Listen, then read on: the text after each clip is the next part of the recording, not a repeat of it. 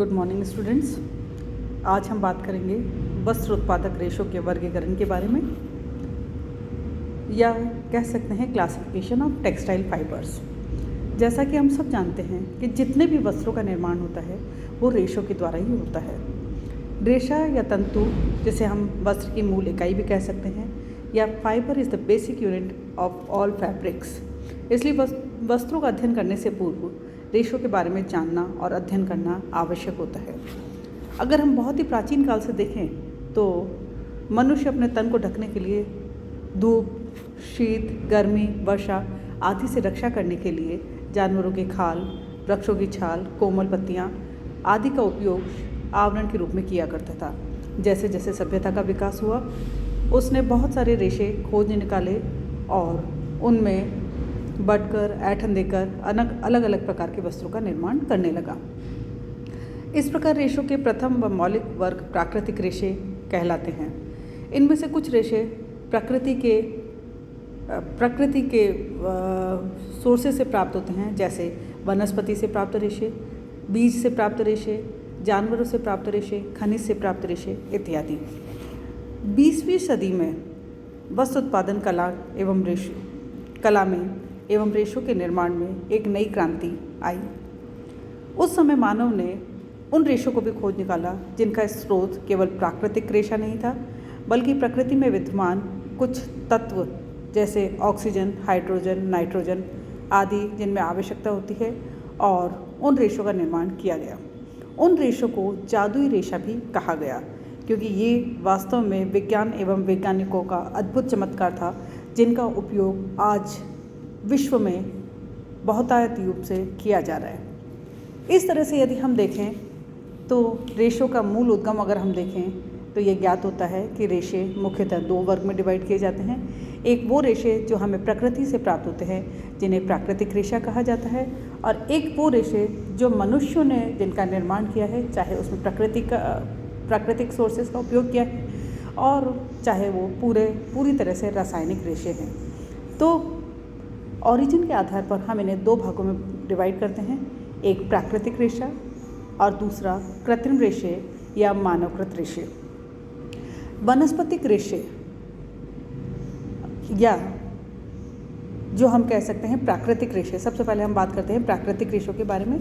प्राकृतिक रेशे जो नेचुरल फाइबर भी कहलाते हैं, जो हमें प्रकृति से प्राप्त होते हैं। और जैसा कि हम जानते हैं, प्रकृति के अंदर जो भी सोर्सेज हैं, जैसे वनस्पति, प्राणिज, खनिज इत्यादि से हमें बहुत सारे प्रकार के रेशे प्राप्त होते हैं।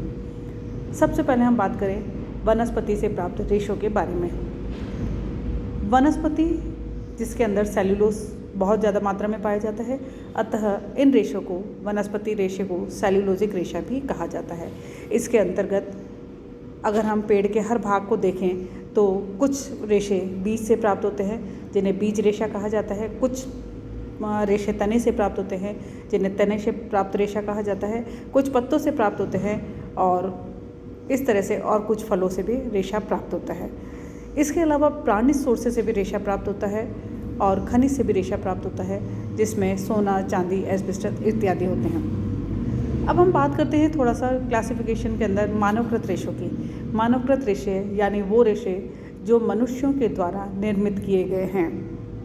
अब इसके अंदर भी 2 प्रकार के रेशे होते हैं, एक वो रेशा जिसके अंदर सेल्यूलोज का उपयोग किया जाता है, और एक वो रेशा जो पूरी तरह से रसायनों के द्वारा बना होता है। जिसके अंदर सेल्यूलोज का उपयोग किया जाता है उसे कहा जाता है मानवकृत सेल्यूलोजिक रेशा, यानी जहाँ पर सेल्यूलोज का उपयोग किया गया है, जिसके अंतर्गत नाइट्रोसेल्यूलोज, विस्कस, क्यूप्रामोनियम रेयोन आदि उदाहरण इसके हैं। दूसरा रेशा जो पूरी तरह से रासायनिक रेशा होता है, जिसमें nylon, terylene, dacron, orlon, saran, dynel, acrylon आदि, फाइबर ग्लास आदि रेशे पाए जाते हैं।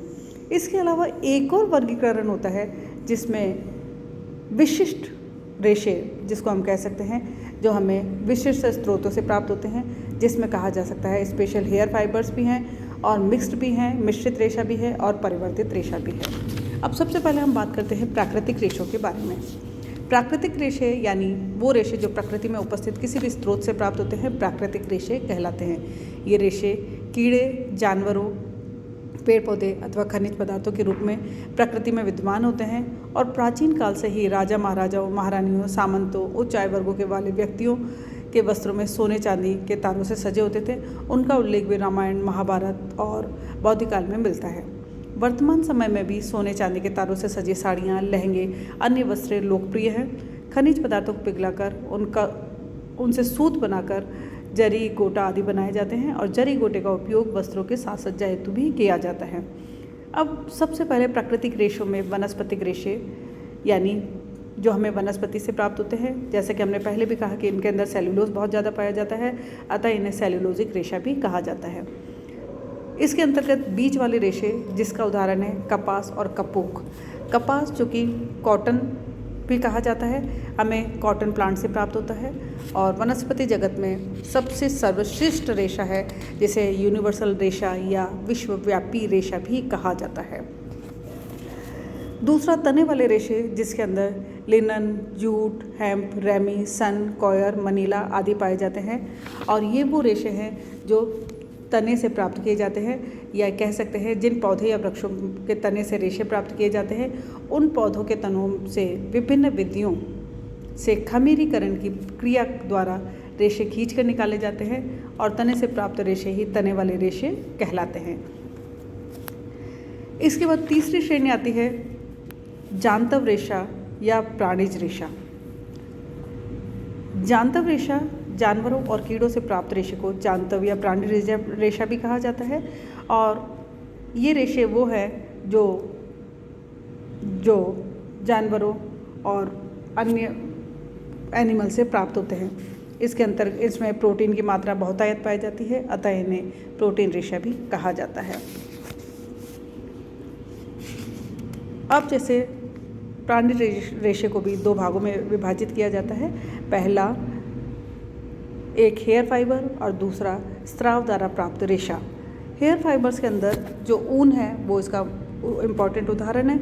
ऊन जो हमें भेड़ों से प्राप्त होती है और सिल्क जो हमें सिल्क के कीड़े से, रेशम के कीड़े से प्राप्त होती है और रेशम के रेशे रेशम के कीड़ों से प्राप्त किए जाते हैं।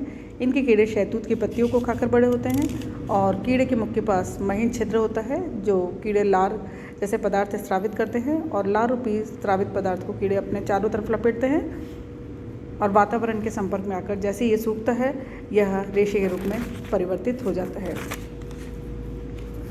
अब हम आगे बात करते हैं खनिज रेशे के बारे में।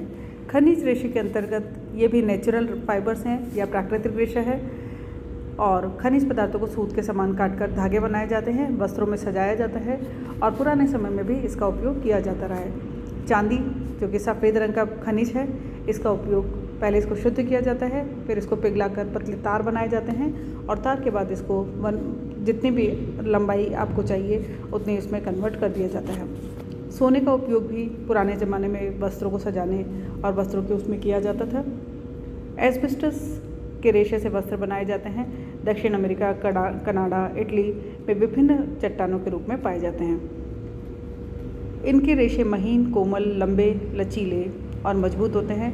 प्रायः एस्बेस्टस के धागे आग से नहीं जलते हैं, नमी का इन पर कोई प्रभाव नहीं पड़ता है, न ही अम्लों का इन पर कोई प्रभाव पड़ता है। अतः एस्बेस्टस के धागे अज्वलन, इनफ्लेमेबल, अम्ल अवरोधक, नमी अवरोधक व जंग अवरोधक होते हैं।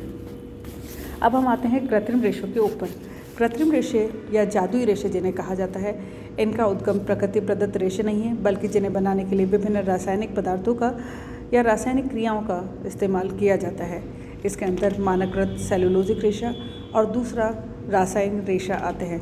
मानवकृत सेलुलोजिक रेशे जिसके अंदर नाइट्रोसेल्यूलोज, विस्कस रेयोन और क्यूप्रामोनियम रेयोन आता है और रासायनिक रेशे जिसके अंतर्गत nylon, Dacron, Orlon, fibre glass, terylene, Durban, Saran इत्यादि इसके अंतर्गत आते हैं।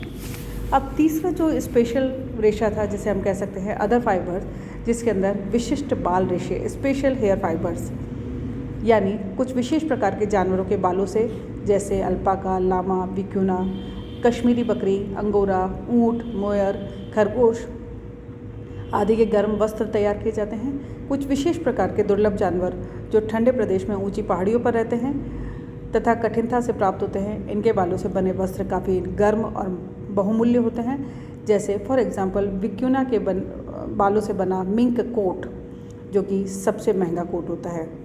दूसरा मिश्रित रेशा जो 2 प्रकार के रेशे से मिलकर के बनाया जाता है, उदाहरण के तौर पर टेरिकॉट जो टेरिलीन और कॉटन से मिलकर के बना है, टेरीवूल टेरिलीन और वूल से बनकर के मिला है, कॉट्स वूल जो कॉटन और वूलन आदि के निर्माण से बना हुआ है।